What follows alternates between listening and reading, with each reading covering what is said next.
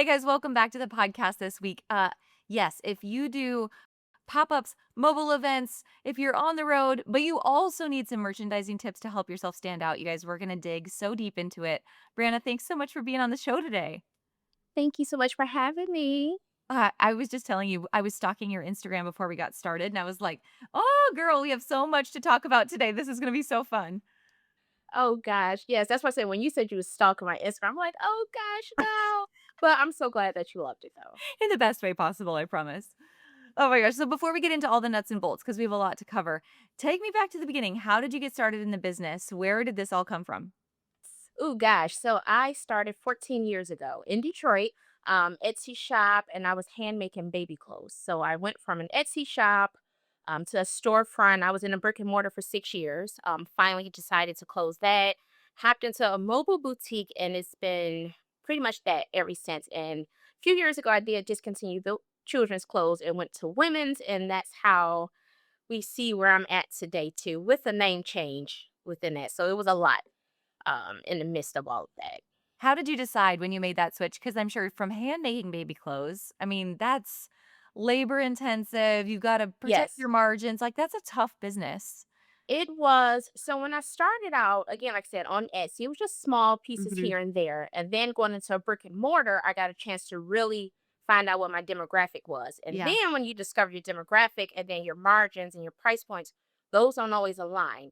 And so it took me a while to figure out that, okay, I can't take 6 hours to make one baby romper because the price point that I needed to charge to make it profitable, that just was not the market wasn't there for it, and that's when I had to decide, "Oh, maybe this is not the path that I need to continue." Yes. Yeah. That's a tough decision, but I feel like that's what business is, right? It's finding it's really finding that target market fit. And sometimes we have to try Mhm. things that don't work for a while in order to get there, to find what the sweet spot really Yes. is.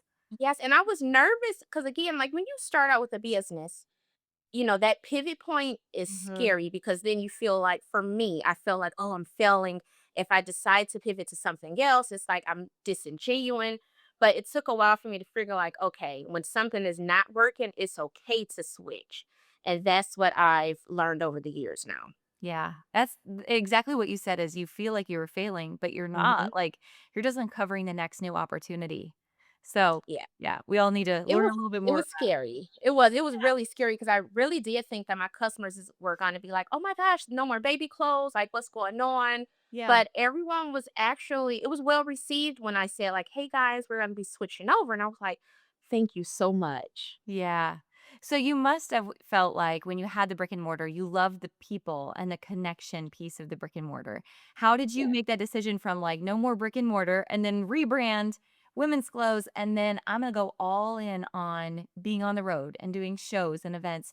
Did something happen at the first couple shows you set up at where you were like, okay, this is where I want to be? Yes, it was be at storefront for 6 years, and Imma tell you what it was I tell people, I'm not afraid to say this now, it was struggle mode for 6 years, struggling to find out, like, where's the customers at? Like, I don't know if other ladies have done this, but I went outside, like, "Did I forget to turn the open sign on?" Like, "Where's the customers?"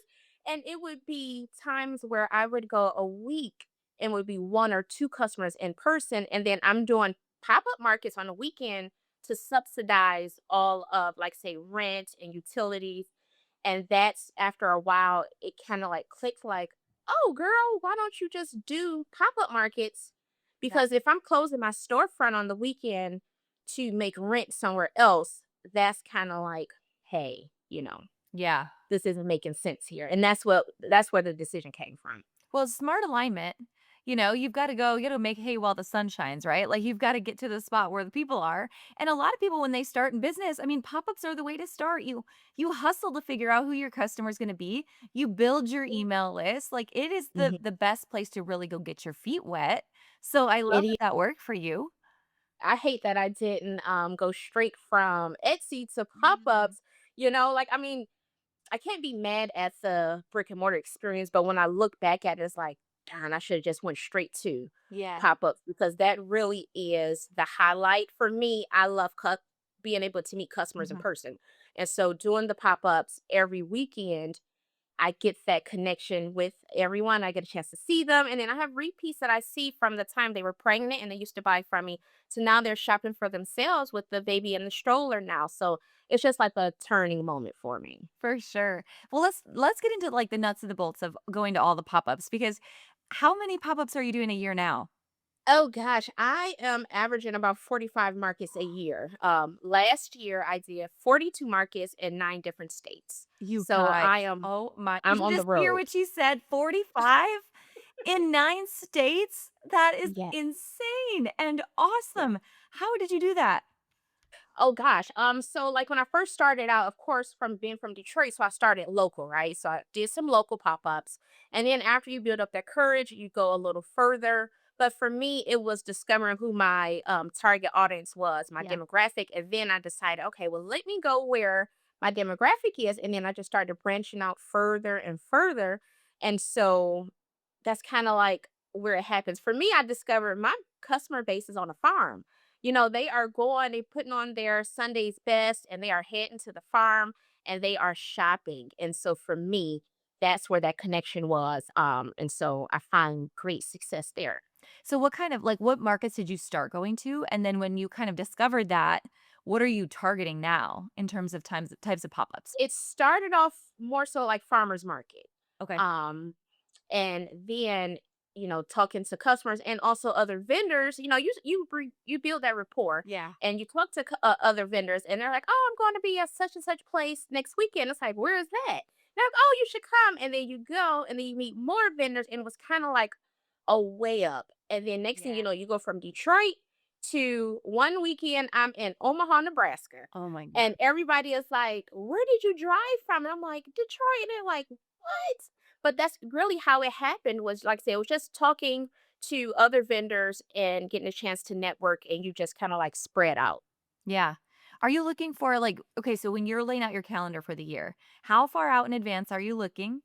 And then when you're finding these events, are you looking for a certain, like what's your budget in terms of a fee to come? And then are you asking certain questions around like what the foot traffic typically is? Or how do you evaluate where you're going to go? So for me, I do use Square. I know some other ladies that use Square. When you do transactions, you can set aside funds, different savings account. I have a Yeah. savings account that's labeled vendor fees. So throughout the entire year, a percentage, like 15%, goes to vendor fees. So at the end of the year, I look at my savings account and I say, oh, okay, I have X amount to spend for next year for vendor fees. And then come January on my off time, that's when I try to sign up for all of my markets. I do look at aesthetics. And also, if you go on event organizers' Instagram, their Facebook, I vet them. It's not just a jury process for me. I'm going to vet you as well. I'm going to look at your vendor list from 3 years ago, 2 years ago, and last year.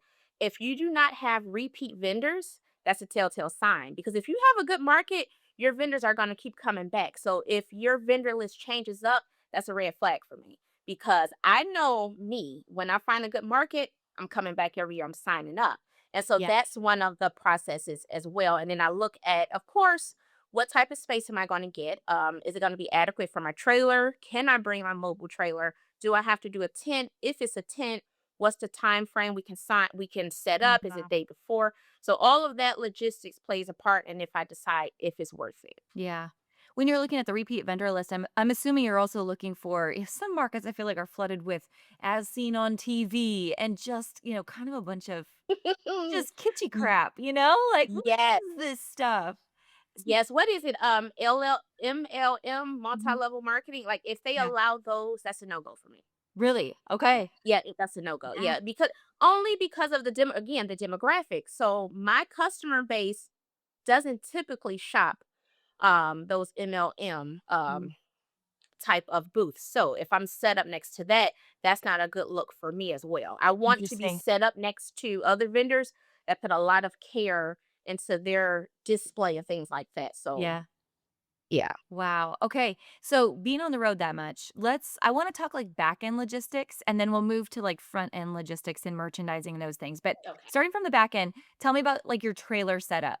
what type of trailer do you have? How long have you had it? Like, girl, I drive a horse trailer, so I know what it takes to drive a trailer around the country, but that's Yes. also not for everybody. Like, it takes a while to get comfortable driving down I-80 with It a trailer. does. Oh, don't bring up I-80. That oh gosh. I every time I have to get on I-80, my face just drops. That is the one highway that I loathe.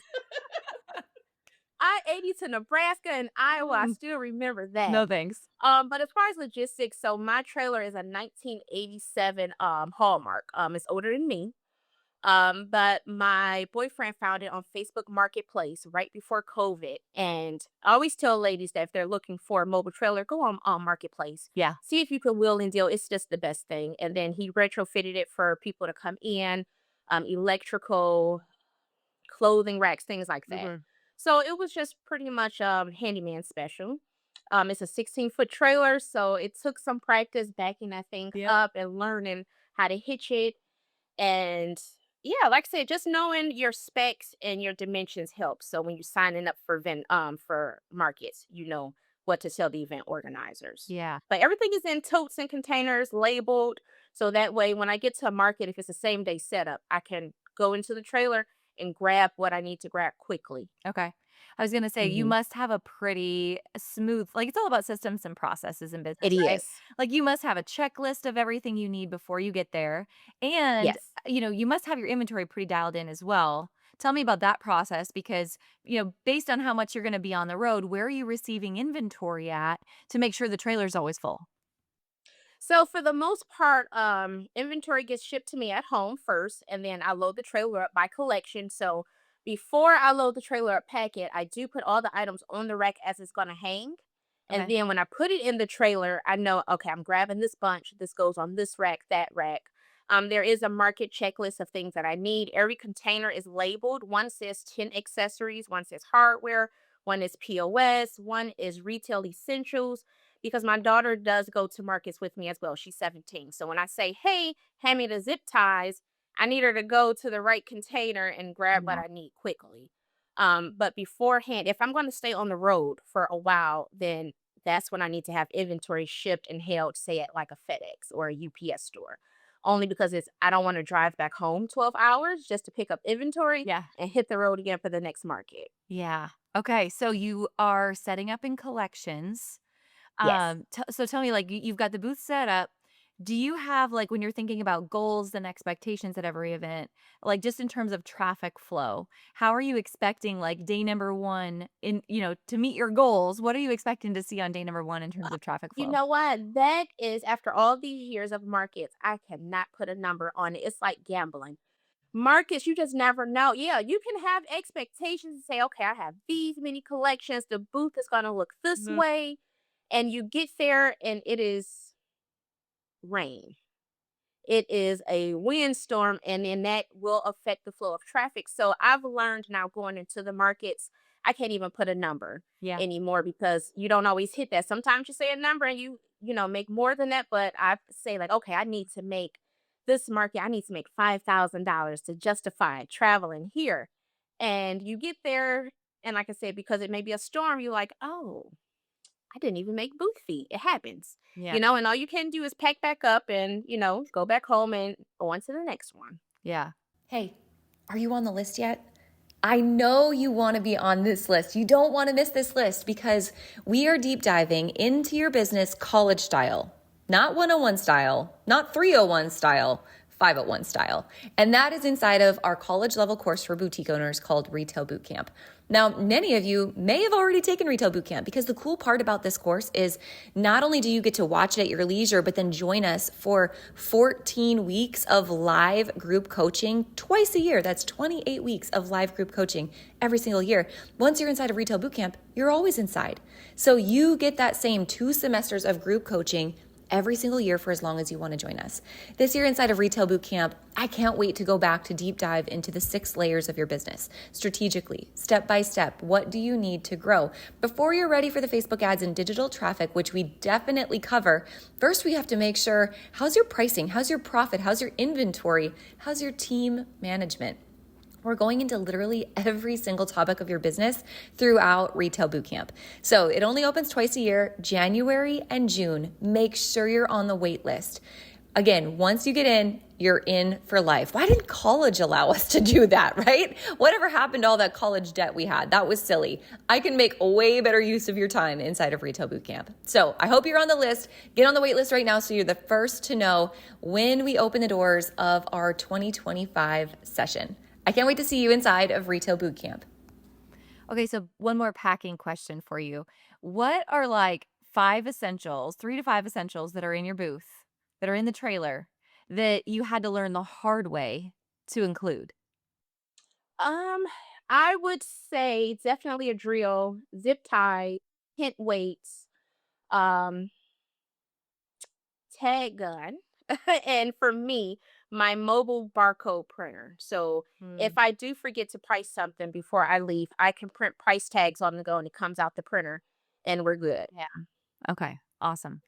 All right, so you're getting set up. Again, day one, you come to a beautiful space. Here's where the merchandising comes in. You've got to stand out in this beautiful space. You've got to look different than everybody else for people to walk into your trailer. So, talk to me about your foundations in merchandising. Like, what do you think makes your trailer or your tent, your booth stand out compared to everybody else? I would say branding.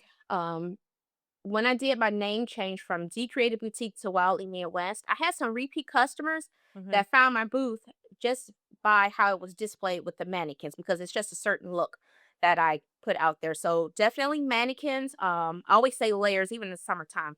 Put as many layers on your mannequin as possible. So when a customer comes up, they say, I want this whole outfit. That may be 5 pieces.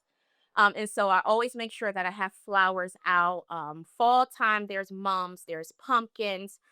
Just play up that visual merchandising. Always have that branding. When a customer walks by, they should be able to know what booth this is. So that may be a backdrop with your name on it. That may be a tent sign, wooden sign that hangs. Hmm. Rugs are important. Just to have everything displayed as if a person was walking into a storefront. Yeah. That's the feel they should get, and each vibe should be for me, I do collections based on each rack. So when a customer goes to a rack, they know exactly what that vibe was. One of my collections this summer was Summer at the Cottage. And people went to our rack and was like, oh my gosh, this feels like a little garden. And I'm like, okay, that was Yeah. successful. And so that's the feel that you want when a person comes in is okay, I can shop this rack, Yeah. I can shop that rack, but it tells a story when they come in. And that's what I want to give off. So several of your shows, you probably go kind of by seasons, I guess, like Summer at the Yeah. Cottage. So Yes. many shows are kind of in that season and that feel and that merchandising, and then we change. Tell me about the Mhm. layout of the booth as you come in. Like, how many mannequins do you typically have out front? You said the flowers you always have, and then what is at the back of the booth? Like, do you have a typical layout? I do actually. I use Canva. I am a firm believer in Canva. Yeah. So every time I buy a display piece, a table, a rack, mannequin, I put the dimensions into Canva. Okay. And so I make these layouts Yeah. and I print them on paper. So before I get to a market, I know where the racks are going to go, checkout counter, mannequins. And it depends on the size. Sometimes I'm only allowed a 10 by 10. So that's a miniature size version. So a 10 by 10 booth, I'm only taking two mannequins max. 10 by 20, I can double it up to 4. If I'm doing a triple setup, I put all of my mannequins out, which is 9. I like to check out at the back in the center only because I can keep an eye on everyone that comes in and greet them. I tried checking out up at the front by like the corner, off to the side, but people were behind me. And for me, I didn't feel comfortable. I'm like, people asking questions. I have to turn around, like, oh, okay. Yeah. So for me, I'm always in the center at the back. And when you come in, you're flanked with mannequins, clothing racks. And when you come in further, you have more display tables and more racks. Okay. Do you find that when people come into your booth, they typically go one direction or the other? You know what? I normally always felt like people came in and went right, but Mhm. it varies. It depends on if this side of the tent is crowded, they're gonna go that way. But I do see what a catch a person's eye. So like I may have one collection I was like so proud of, and Yeah. that's front and center, and that's gonna get everyone's attention. But I also do recommend if you feel like something is not getting the attention that you thought it would, rotate your inventory. So if that left side of that tent, these racks are not getting attention, maybe rotate it to the front, and then all of a sudden people are like, ooh and ah, and you will move that merchandise. So again, I had a vendor next to me and she was like, oh my gosh, I didn't see that dress. Did you just put that out? I'm like, no, it was on the other rack. I just moved it to the front. Yeah, there's so much money to be made. Like, there's Yeah. money hiding in visual Hmm. merchandising. You don't need new inventory every single day. You just need to make things look No, new and feel new. Put that's 'em in a new it. space. That's it. And I'm a firm believer in if I have half a run, one and one, and maybe those three pieces we're past that season, I will Mhm. pack it back up and pull it out the next season versus discounts. I'm not big on giving sales and discounts. Okay. If I'm down to a last one of something, Mhm. maybe I will do a mystery bag. Okay. But other than that, it gets repackaged and I put it integrated into a new collection the next year. And a lot of ladies like, oh my gosh, this is so cute. Do you have more? And I'm like, no, that's it. Not knowing that that was from the previous season.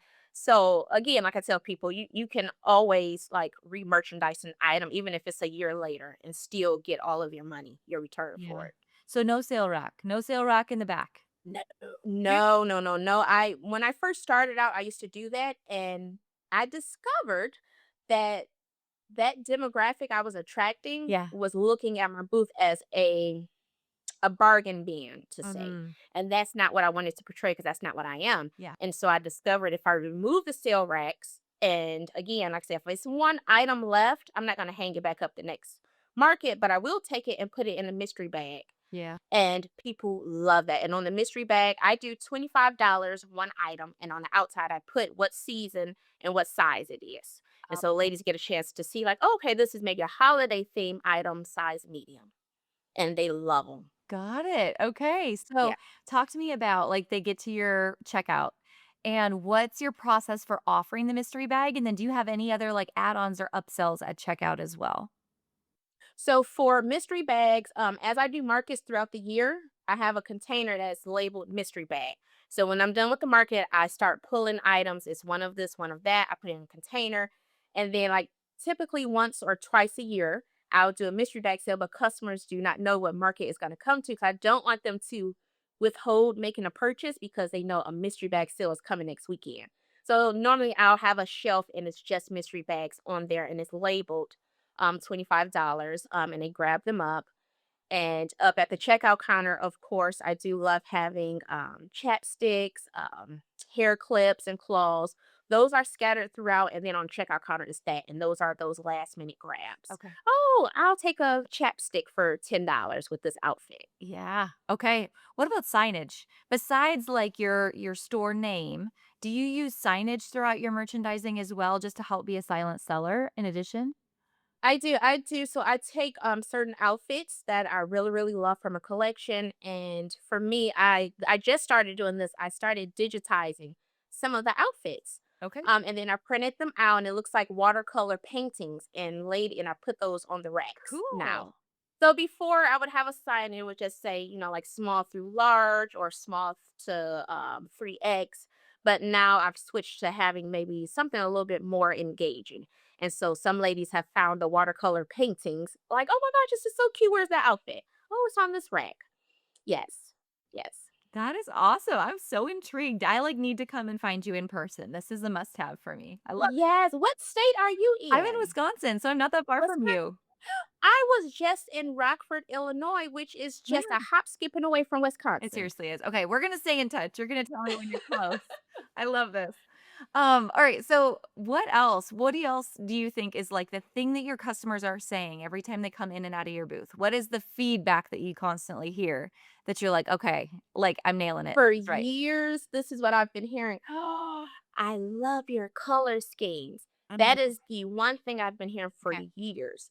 And again, every clothing rack is curated. I mean, down to the stitch thread. If something does not integrate, I would withhold it. Like, so I'll get shipments in and me thinking, oh, okay, this will go with that collection. I'll open the box and that color is off. I set it aside because it's going to throw off the look. And so from tops, printed tops to a blazer to Yeah. a bottom to a hat, everything has to match and give that customer that vibe that I was trying to portray. So one of the collections that I just debuted was autumn and September. And so that was more blacks and rust and creams for that one. And that's the vibe that I was given, and that's what they were receiving. So again, I always tell people it's not just about filling up a rack and filling up a booth. It's about making it look a certain way within each section of your booth. Yeah. It's so funny, Brianna, we talk about this a lot in retail boot camp, just about when you want to charge a certain price for things, the price has to outweigh, like the value in the price has to Mm. outweigh the pain of someone giving up their hard earned dollars, right? Yes. And I think the number one way to increase the idea of value, which is therefore increasing the idea of price, is the layering, the merchandising, solving someone's problem, and that feel and that aesthetic that they get that they can't get at Walmart. Like cheap ain't loyal. If you wanna go shop Walmart or if you wanna Yeah. go to the sale rack, go ahead, but it's a totally different experience than what you're describing. And then you're gonna get a different customer. So when I first started out, of Yeah. course, I was learning pricing, right? So my prices were a little less than other people. And the issue that I ran into, people would come into my booth, drop things on the ground, keep walking. That Ugh. was common, and I was like, "Oh, wait a minute." As soon as I raised my prices, no one drops anything. No one unfolds a sweatshirt and just drops it back down because that's now an $80 sweater. You're not gonna do that to an $80 sweater. But when they were $25, it was, "Oh, this is nice. Toss it." So I did learn customer behavior changed with a Okay. price increase. That is Yes. fascinating. That is Mhm. so fascinating. Okay, Yeah. awesome. Good to know. Alright, what about this? So, I'm a big believer in omni-channel marketing. How are you also I know you have a website. Are you also Well, it's I okay. am We guilty of not utilizing that to its full potential. Well, there's opportunity there. We can talk about this later. There's opportunity there for sure. But what about even your email list? Are you using the shows as an opportunity to build your email list? I'm guilty of that as well. So when I tell you, like, I am like the road runner, okay? Um, So I used to post on my website. Don't get me wrong. I used to Yeah. have everything that was new arrivals went to the website, right? Yep. I was getting DMs. Hey, are you going to be at the such and such market? And I'm like, Mhm. yeah. Oh, I'll wait to buy it. Because I would post on social media, hey, we have new collection. I'm taking pictures in the outfits. Like Ah, tomorrow is launch day, right? And it never failed. They was going to wait until I brought it to market to ah, buy it. oh, And I no, was no. like, so for me, Yeah. having 5 to 6 sales on your website a year is not that good. So I decided to put my full energy into what my moneymaker was. Yeah. My moneymaker is market. So when I finally decided to stop giving a lot of energy into the website and focused on markets, I sell out at market every time. It does not make it to a website because it's gone. So now when I take, let's say, 10 collections to a market, Mhm. those 10 collections are gone now. Yeah. Yeah. Okay. Well, I'm all for the singleness of purpose. Like, make the hay while the sun shines. Like I said earlier, like that's great. I'll still help you with the website whenever you're ready. But I love that you're like all in on what's working for you because Yeah. I think it's true. We can get spread so thin Yeah. trying to And I was spread thin. Yeah, no. With I doing as was. many markets as you're doing a year, that would be really challenging, unless you had an Yeah. entirely different collection that was just website only. So, totally get Right. And for me, I don't like having inventory, what I call collecting dust. So if it is collecting dust waiting on an online purchase, Yeah. I am losing out Instant sales. on money. Yeah. I could have taken that to the market and sold that. Totally, totally. Okay, this is awesome. Let's do a couple lightning round questions. You ready? Yes. Okay. All right, first thing, I'm gonna give you 2 hours back in your day to work on income generating Mm. activities. What do you focus on first? Oh. Finding markets, finding new markets. Okay, awesome. Yes. What is the unsexiest process that has the biggest impact on your business? Oh, unsexiest. Honestly, I don't know. I mean, Unpacking. I feel like that's gonna be very well, sweating for you. yes, the packing is very unsexy because if you see me hauling those containers, lugging them back and forth in that trail, yes, that is the most Uh-huh. unsexiest. Yes. But worth the money, worth the money. It is. Okay, what's been the hardest lesson in business you've had to learn? The hardest lesson, Yeah. pivoting, knowing when to pivot. Mhm, mhm. How about what's been the best business advice that always sticks with you? Ooh. I would honestly say, when my boyfriend had mentioned to me, he was saying, "You're doing markets to pay your rent at your store?" And I was like, "Yeah." And he was like, "That don't make sense." And I was looking at him and I was like, "You're right. That doesn't make." That was the best advice. He said, "Just close the store." Mhm. Yeah. And I will never forget. He said, "Just close the store." And to hear those words after 6 Mhm. years meant so much because I never, honestly, that thought never occurred to me that that was an option. Yeah. Yeah. So good. We all need more just honesty in our life, right? Yeah. Yeah. Awesome. All right. What is your best advice for retailers listening who are curious about just making markets work for them? They're a lot of work, right? So you've got to kind of be ready to commit to the process. Yes. What's your best advice for those who are getting started? My best advice is get rid of the fear. Get rid of the fear of hauling your own trailer. Women haul as Yeah. well. A lot of ladies are intimidated by that, or even some ladies have missed markets because their husbands haul their trailers and they don't know how, and they have had to miss markets. So get rid of that fear. Get rid of the fear of trying something new. It's okay to go outside of your city, your state, and to travel. You never know. You may find that customer base that you were looking for, and it may click like, oh, these are my people. And then again, like I said, do not be afraid to pivot. So if you feel like you are trying to make a product work and it's just not clicking, it's okay to change. It's okay to change um, from children to women's. It's okay to go from women's to beauty to candles. If that's where you find joy at and you find the most success, it's okay. Yeah. Oh, it's so good. So true. All of it. Let's Yes. we've got to go back to this whole get rid of the fear of driving your own trailer. Like, because from one woman who drives a trailer to another for a minute, we're going to just double down on this.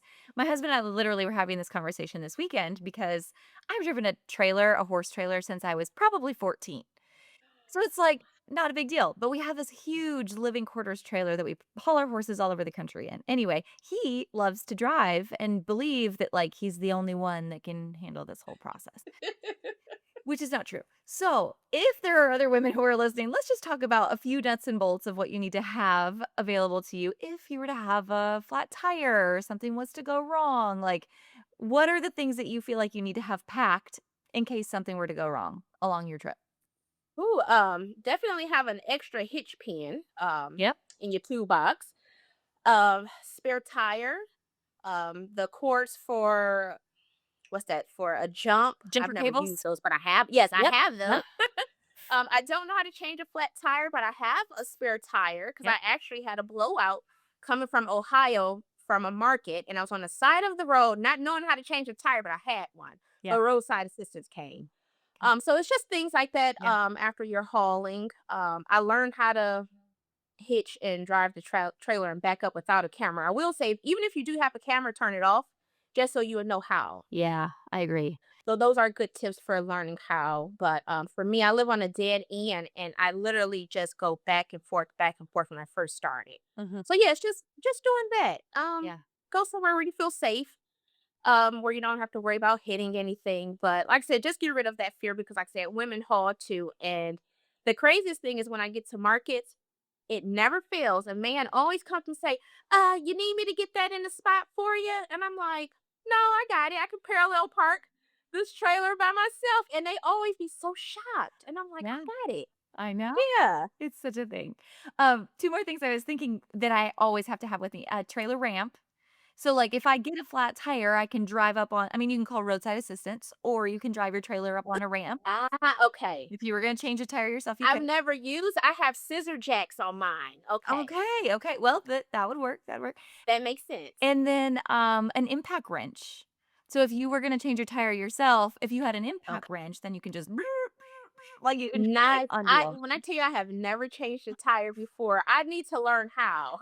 There's gotta be, like, a women's YouTube channel, right, for all It this? does, yeah, Yes, it does. agreed. Well, this has been so fun, Brianna. I've got one just like last final question that I ask everybody that I think is so important. At the end of the day, I mean, we're in this business, we're hustling, we're selling things, but I just want to fast forward like 30 years down the road. As you're looking back on this, all these trips you've had, all these shows you've been to, the businesses you've had, the life you lived, and you're sitting on the front porch with your family and your friends and you're reflecting on all of this journey. What's the thing you just really want them to remember the most about who you are and the life you lived and what they should know about this journey? Ooh, that I did what I enjoy. Like, I literally do what sparks joy for me. Mm. And people have asked me before, like, why are you doing, like, why are you getting up at 2 a.m. and hitting the road to drive 12 hours? Because this is what I enjoy. I enjoy driving. I enjoy doing markets. I enjoy curating women's clothes. I enjoy a woman coming into my booth saying, I have a baby shower to go to, I have a wedding to go to, and they find what they're looking for. That sparks joy. And so I'm going to continue to do that. And so I just want people to know that that's what I did with my life. It may be uncommon, it may not be usual for people to do this, but that's where I find joy. Awesome. So good. Well, thanks so much for joining me today on the podcast. You guys, I will link up all of her information. You've got to check out her Instagram. Don't go to her website, go to her Instagram. I just told you that. That's okay. And if she's at a show near you, come and say hi. That would be amazing. So, Brianna, thanks again for being on the podcast today. Thank you for having me. Thanks for listening, guys. I hope you took away all kinds of nuggets and new ideas from this week's episode. Don't forget to subscribe and leave a rating and review. We love to hear your feedback and give you a chance to be featured on the show each and every week. For more information on our spirit of community over competition and to access guest downloads and bonuses and all the resources we talked about on the show, head on over to theboutiquehub.com and join the community. We'll see you next week.